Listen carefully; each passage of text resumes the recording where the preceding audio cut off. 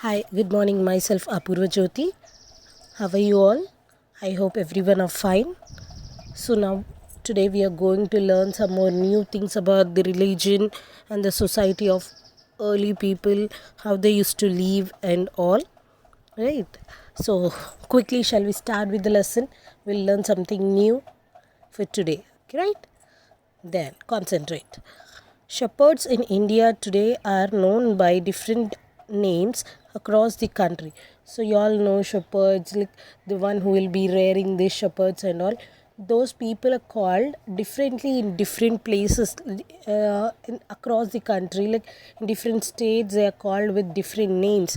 Like Dangar in Maharashtra, Kurbas in Karnataka, Kurma or Golla or Yadav in Telangana and AP. So, like this, with different names, they are called in different states. They worship special deities like Mallana. So, whom they worship, these shepherds and all, they worship goddess or god like Mallana, Renuka, Yellamma. Birappa, Maisamma, Pochamma, they all worship these sort of deities, gods and goddess in Telangana and AP, Karnataka. So, where do they worship these sort of deities in Telangana, AP, and Karnataka? In those places, shepherds they worship god or goddess of these type. Farmers also rear animals and have close interaction with hedges.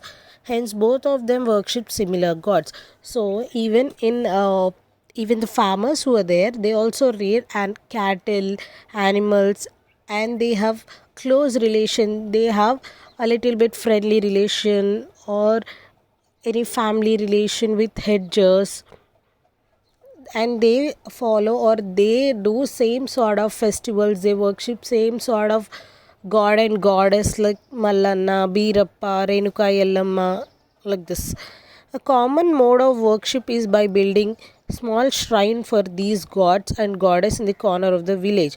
So how do they worship? Teacher, till now you said that these hedgers and shepherds or the farmers who are there, they worship same sort of god.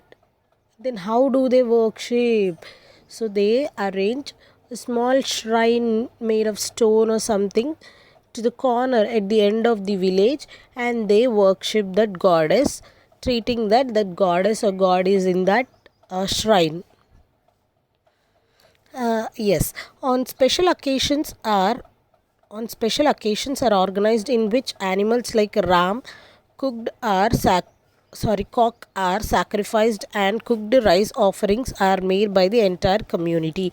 Yes, so like us also, they also used to give offerings. Means suppose one of the person is their ram, his cock is there, they'll be cutting that and they'll be offering that cock to the god or goddess like Mallanna, Birappa, Yellamma, and they'll be sacrificing the life of the cock to the god or goddess. And the cooked rice is also been offered. After cooking, they offer that cooked rice also to the god or goddess by the entire community. Means the entire community will offer that. They usually pray for good harvest, freedom from disease, welfare of children, etc. So, for what they do these offerings, for what they give these offerings means for good harvest. They are praying God to give good harvest, good crop for the year, and to give freedom from all sort of pressures, from diseases, and for the welfare of the people, welfare of the children. They feel that children should get good health and should be in good condition.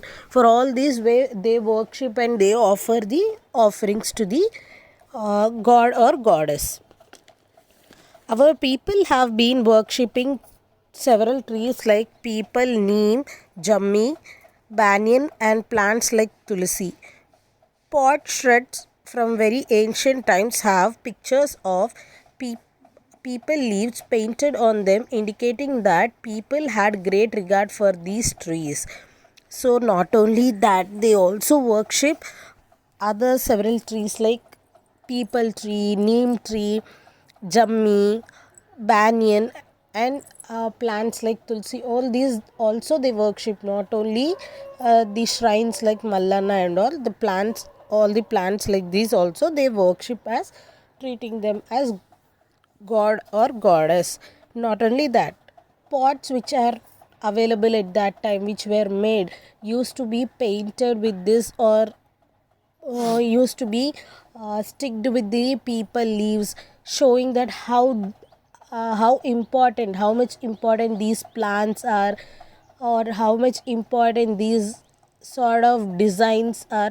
They are indicating them by pasting or by painting on the pots, so that we all come to know how great they are, how they used to treat the tree as god or goddess with respect.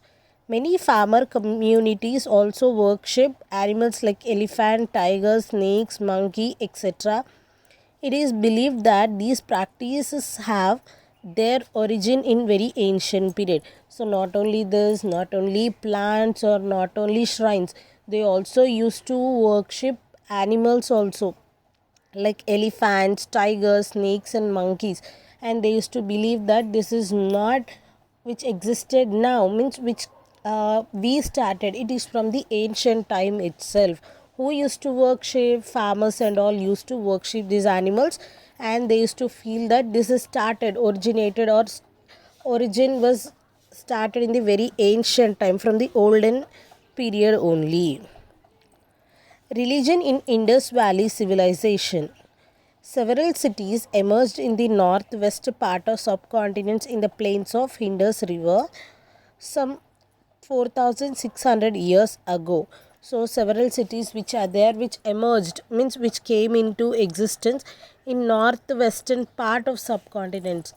In the subcontinent northwestern part, this Indus religion in the Indus Valley started. Several cities have been emerged, newly came into existence near in the plains of Indus River, near Indus River, between 4600 years ago, means uh, at that back 4600 years back, this Indus Valley, near Indus Valley River, several cities emerged, means newly existed.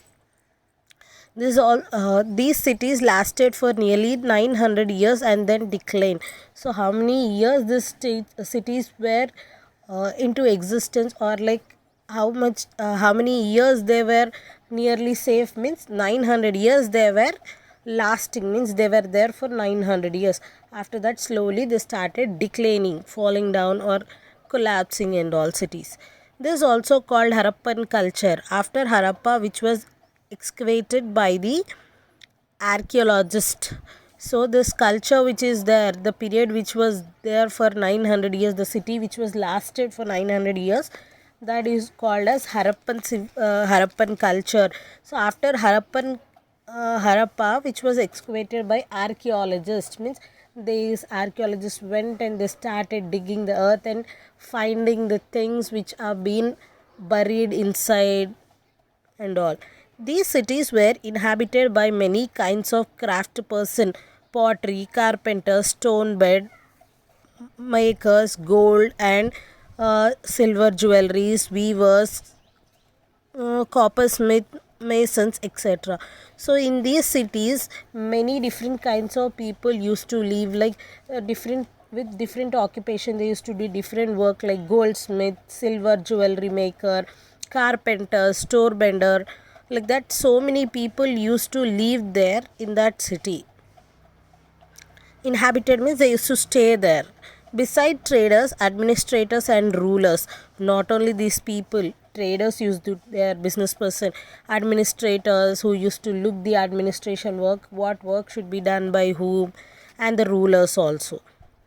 Among the ruins, baths, granaries, storehouses, public buildings, roads, drains, and houses of ordinary people were found.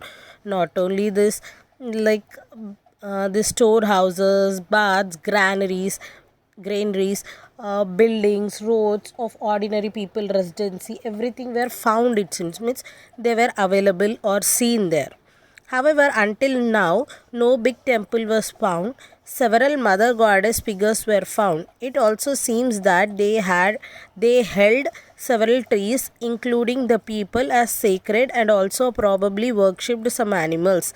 Pictures of a male goddess were also found. So when these archaeologists and all going and excavating, digging the earth and finding something, they did not see any very big temples, but they found the shrines or the idols of many goddess or the plants. They are treating the plants as god or goddess and they are worshipping them. Those sort of ideas or those sort of images they found, and even the worship of animals and all they were able to find, but no big temples were being seen there. If you like my video, please do like, share and subscribe. Thank you. Please be safe and take care of yourself. We'll join in the next video and learn something new about this. Thank you.